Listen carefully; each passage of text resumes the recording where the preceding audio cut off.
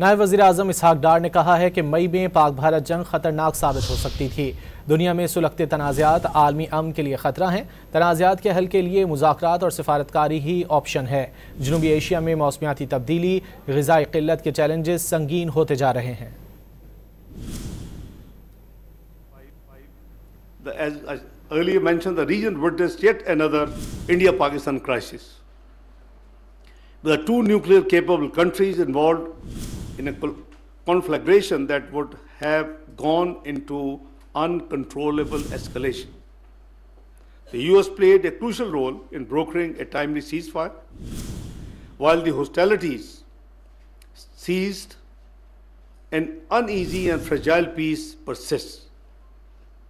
Pakistan demonstrated both in resolve and capability to thwart aggression and reinforce deterrence. The concept of net security provider is buried.